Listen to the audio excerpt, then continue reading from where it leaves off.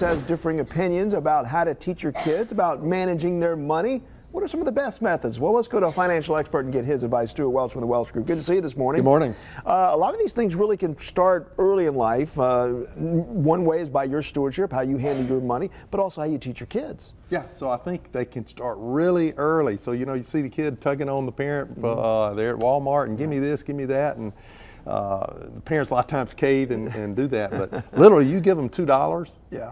And let them go figure it out, and they'll become a money expert in about 10 trips to Walmart. Right. So actually, kids are really, really smart. Almost like giving them a little bit of a budget to decide. No, okay, they'll come back with a toy and say, "Can I buy?" No, that's too much, and they begin to associate it. But they'll learn really, really fast because they're really, really smart. Gotcha. But this continues on into adult life as they go through college, and there's always that debate: how much should I pay for my kids' expenses and cell phone things once they get out of college? So let's start before then, because what we really want to do is we want them to graduate from college and be ready. Independent, ready to go. Well, and know how to manage money. Okay. So you want to start, you can start very early, but let's start at high school. All right. High school, they're definitely old enough. You want to go in with them and open a checking account. Now, you may have to be on the checking account, but you want to own it. You want them to open it. And then number two, you want to set up a giving, spending, saving plan. Okay. So we're going to give 10%, we're going to save 10%, and then the rest of the spending is going to be based on predetermined expenses that they're going to pay for themselves. Okay. So that may be their clothing, it may be if it's a girl, their makeup, whatever those kind of their entertainment. And this money's coming from a part-time job, could be allowance, could be whatever. It could be part-time job, but it could be you just setting them up and showing them how to manage money. Now, you need to remain in control, so you need to let them know you've got management control, and you need to sit down with them once a month and make sure that they're doing it. So they need to learn how to balance their checkbook. They need to learn how to do all those pieces of the puzzle. So they got to have some money coming in. That's all right. So you can give it to them. Okay.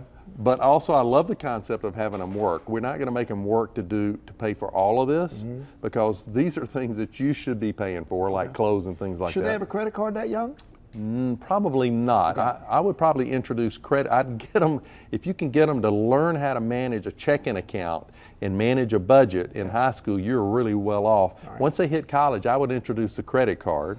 And the trick to the credit card is to enter it exactly like you would if you'd just written a check, because you just spent the money, you want to account for it, and then when it comes time to pay it off, you don't subtract it again because you've already subtracted it. What about investing? Investing, that's a great point. So you want to help them invest, and a great place to go is Schwab, or a discount broker like Schwab. They have something called One Source that doesn't have any commissions and no minimum, so you can set it up really easy, or they can begin to buy some individual stocks of companies that they like an Apple or something. And I guess show them how compounding interest pays They will over learn time. it. You won't have to show them, because they'll begin to figure this up. All right, and lastly? Well, I think create some incentives. So when they do things right, like balancing their checkbook, you can give them some incentives, maybe contribute some matching to a Roth IRA for them if they've got job earnings. But I think, listen, a lot of parents are intimidated by this because they're not good money managers. You don't have to be. You just need to stay one step ahead of the kid. Right. And what you'll find is that you become a much better money manager yourself by teaching this to your children. Well, it's an easy way to keep it simple with some of those tips right there. Thank you, Stewart. Appreciate it. Thanks, Mike. All right. 7:41 here. We got